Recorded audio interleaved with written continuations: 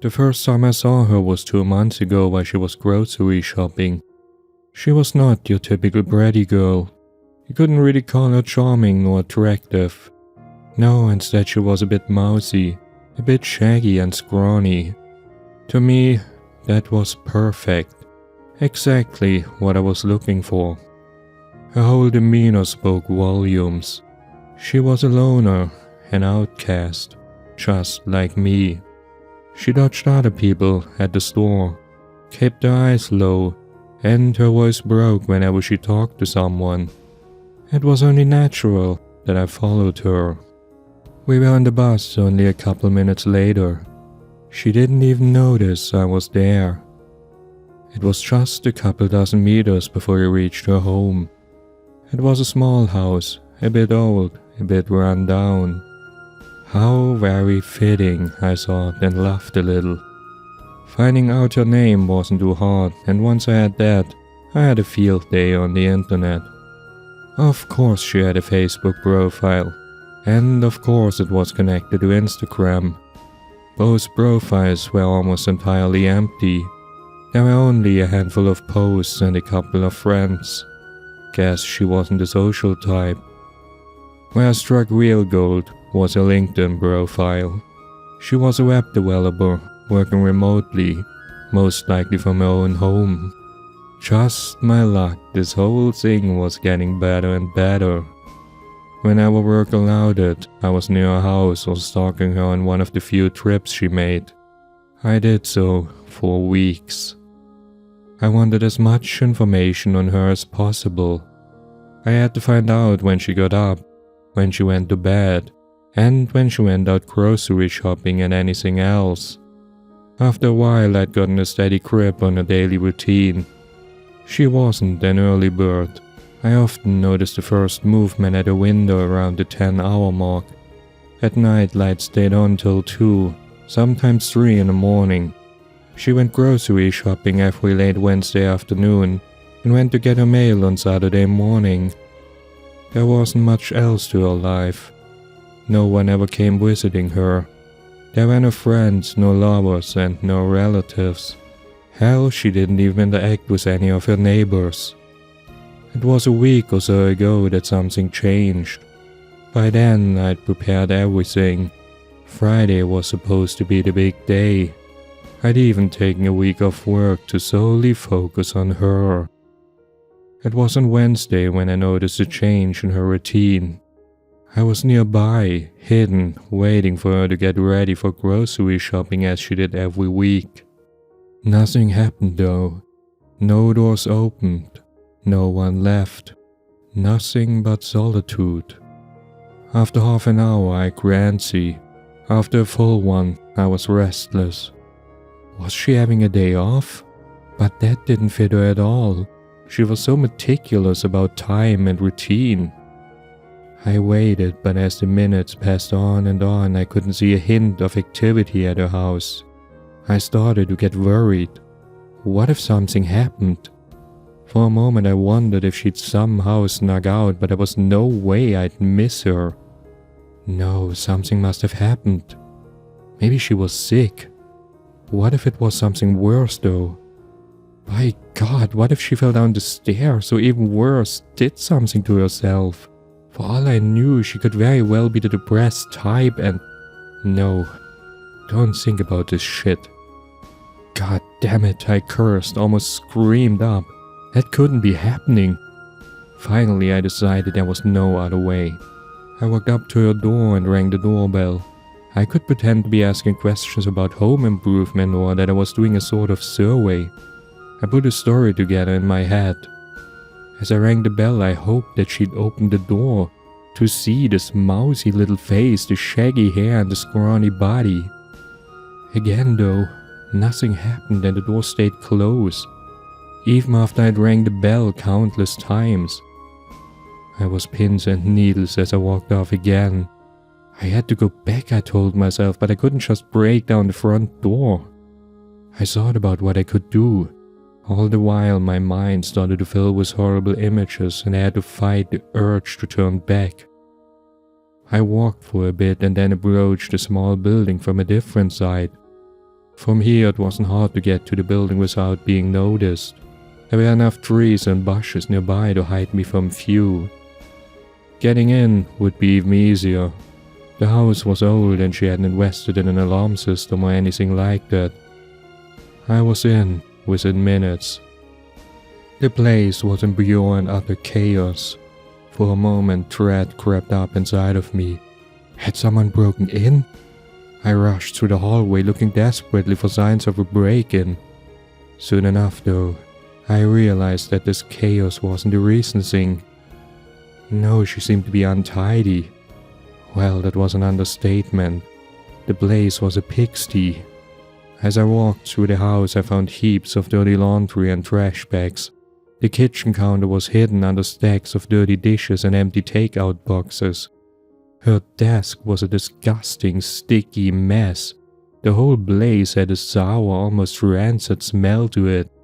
It was nothing short of disgusting. There was one thing I couldn't find in between all this mess though. Her.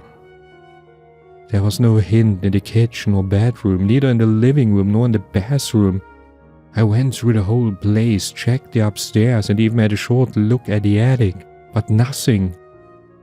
Damn it, where the hell are you, Maria? As if to answer my question, a low cry, or better a moan, sounded from somewhere.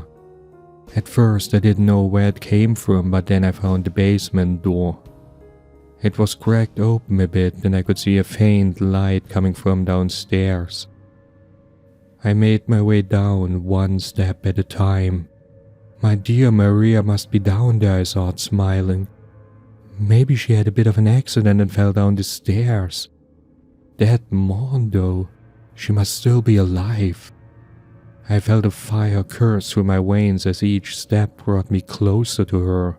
Beads of sweat appeared on my forehead due to the hot rush of anticipation. With each step the smile, no, the grin on my face turned wider. As long as she was still alive, all is well. I was almost shaking with excitement when I made it down the stairs. Finally, I saw a figure at the bottom. A woman. Oh God, there she was. She was sitting on the floor, leaning against the wall, and the moment I could see her face, I realized it wasn't Maria. What the? I started but broke off when the woman's eyes flashed open. Her face looked exhausted, but when she saw me, her eyes grew wide and her face became one of desperation. Oh my God, she whispered. Oh God, please, you have to help me. I could barely hear her due to the low volume of her voice. Where's Maria? I asked her. My sister's over there in that room. She didn't finish the sentence. I was alarmed instantly. I rushed over into the next room. The first thing I noticed was the greasy old bed covered in wire. I didn't get to even wonder about that because then I saw Maria.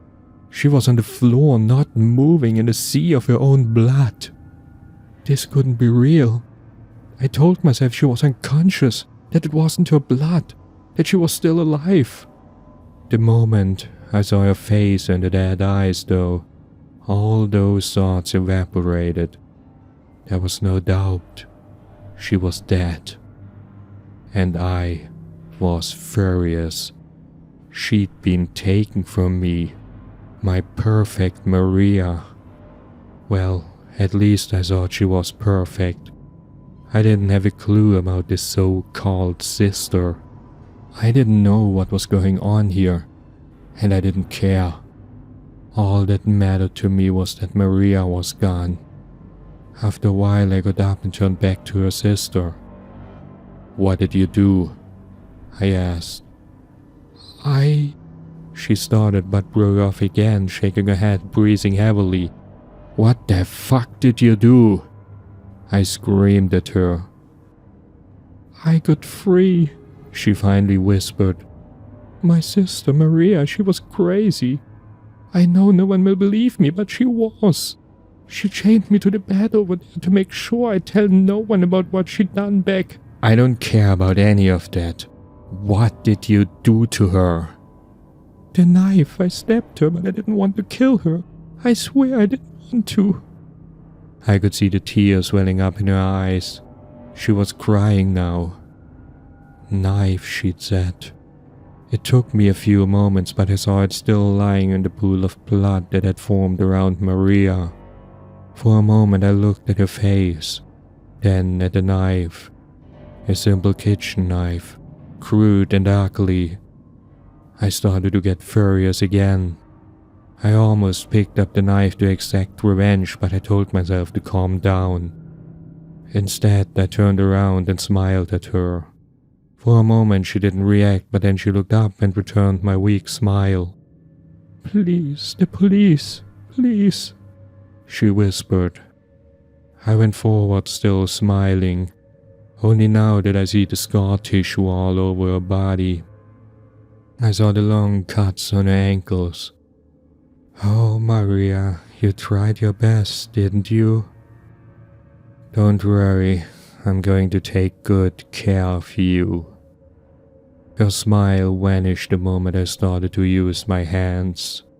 I didn't use them to help her, not to treat her wounds. No, I used them to hurt her. I couldn't use the knife laying in the pool of blood, and I didn't have any of my perfect little tools with me. All I had was my hands, but I used them with the delicacy and the fury of a well-trained hunter. A hunter who just lost his prey. She couldn't even scream anymore. She was so exhausted, her throat so roughed up, that all she brought out were quiet moans and squeaks. All the while I used my hands to carefully work my way up and down her body, slowly turning her inside out. I tried my hardest not to damage anything that would kill her too soon. In the end, she lasted another half hour. Very impressive, I thought, even though I'd held back quite a bit. Must have been tough, having been chained down here, being tortured by her own sister. In the end, I almost couldn't be mad at her anymore for killing my prey. No, I had to thank her. After all, she was able to satiate my hunger, at least for a while.